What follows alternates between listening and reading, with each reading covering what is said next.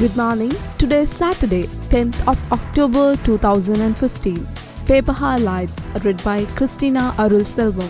First, let's move to the paper highlights from Daily Mirror. Independent Commission shortlist sent to President. The Constitutional Council, chaired by Speaker Karu Jayasuriya yesterday, decided on the nominees to 4 of the 10 independent commission and sent the shortlisted to President Maithripala Sirisena for approval.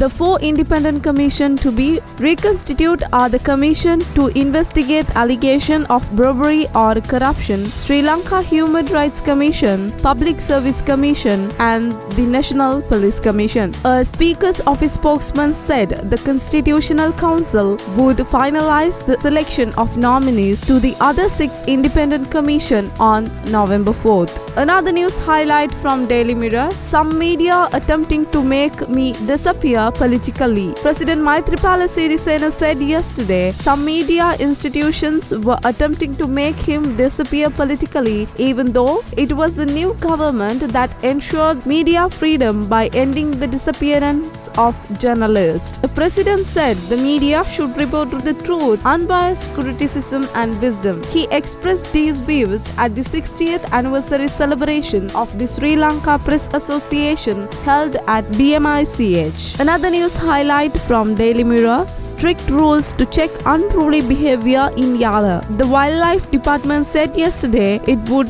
strictly enforce the rules and regulations for the proper behavior of foreign and local visitors, drivers and guides within the Yala National Park. It said a more efficient monitoring system would be introduced with the deployment of the traffic police and another police officer. Another news highlight from Daily Mirror: EU praises SL's stance on death penalty. The European Union mission in Sri Lanka yesterday praised Justice Minister Vijayadas Rajapaksha announcement that Sri Lanka would vote in favor of the UN General Assembly resolution on a moratorium on the death penalty. In a joint statement, in a view of the International Day Against the Death Penalty, the mission said the death penalty represents unacceptable denial of human dignity, violated the right to life universally, affirmed the Universal Declaration of Human Rights, and reaffirmed in the International Convention on Civil and Political Rights. Another news highlight from Daily Mirror: October 20th and 21st to debate UNHRC resolution.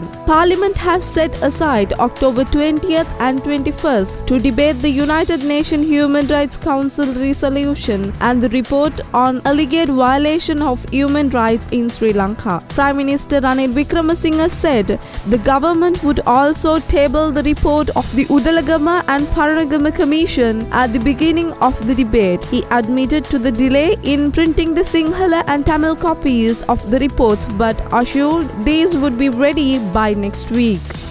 Another news highlight from Daily Mirror: Sathosa stuck with 140,000 tons of unsold rice. The Lux Sathosa, the state-owned primal retail outlet chain, is in a quandary, being unable to dispose the 140,000 metric tons of rice worth Rs 2 billion imported by the previous regime a few months prior to the January 8th presidential election. Now let's move to the paper highlights from Daily News. IGP, 3 others, notice to appear in court. The Court of Appeal yesterday issued notice on 4 respondents, including the Inspector General of Police, to appear before the court on October 16 to show cause as why they did not appear before the court regarding 4 habeas corpus petitions filed by wife of 4 Army intelligence officers arrested and detained in connection with the disappearance of journalist Prageeth Egnaligoda.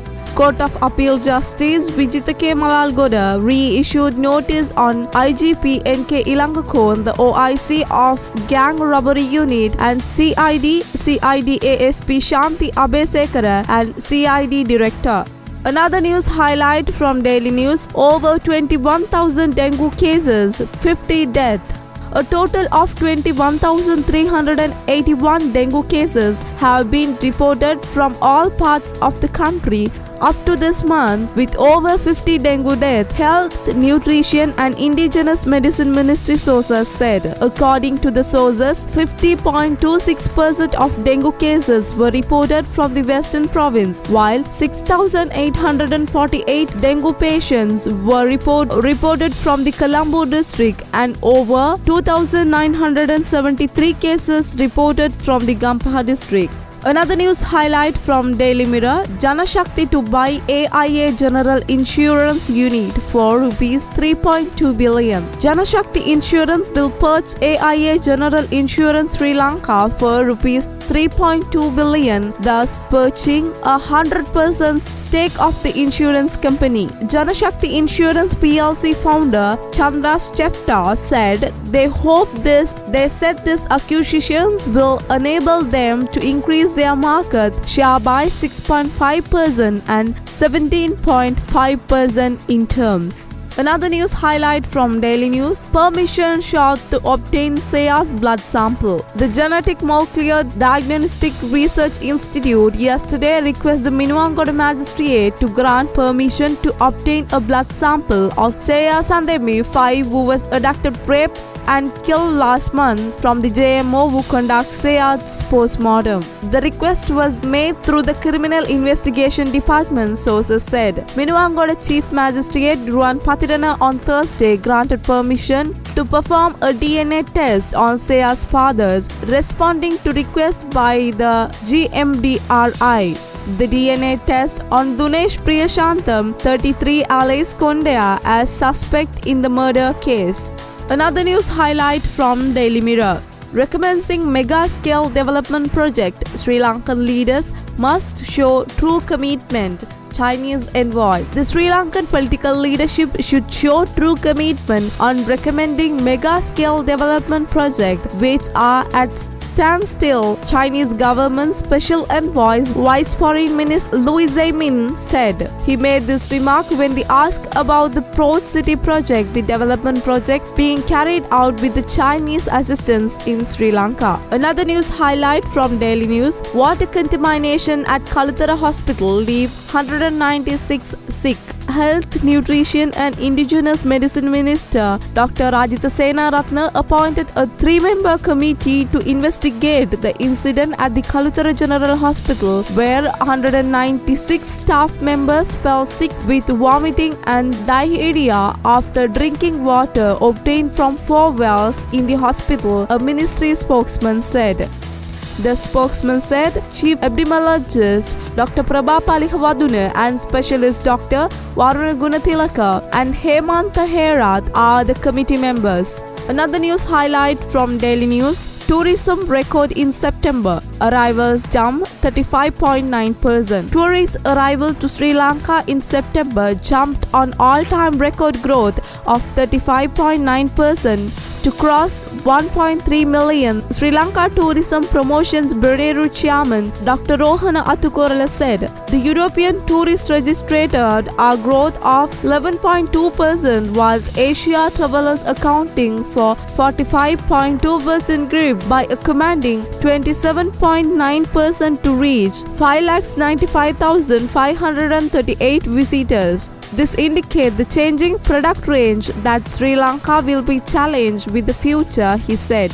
Petition against ITAK TNA election manifesto fixed for argument. The 5 petitions filed challenging the legality of election manifesto presented by Ilankai Tamil Arasu Katchi and Tamil National Alliance during the previous Northern Provincial Council election were yesterday fixed for argument on February 18th next year by Supreme Court. The 3-judge bench comprising Justice Bhuvaneka Aluvihare, Sisiradi Andrew and Priyantha Jayawardena. Now let's move to the paper highlights from Ceylon Today. Religious leaders file FR petition against Athavan tenders. 4 religious leaders, each representing Buddhism, Hinduism, Islam and Catholicism, yesterday filed a fundamental right petition in the Supreme Court seeking an interim order against the sale of Athavan tenders for 2016. Another news highlight from Ceylon Today: IPU bond reports on 4 Lankan MPs killed. The Interparliamentary Union has requested Sri Lanka to rebuild the progress of the investigation into the death of 4 MPs at the upcoming 103rd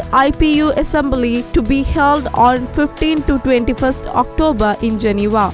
Another news highlight from Ceylon today. PM cautioned UNP Union don't clash with UPFA Minister. Leader of United National Party Prime Minister Ranil Wickremesinghe has instructed the Jatika Sevaka Sangamaya and the other trade unions affiliated to UNP not to clash with the UPFA Minister, as the UNP and the UPFA are working in a unity as the national government. We brought you the paper highlights of today's newspaper. We will bring you more tomorrow.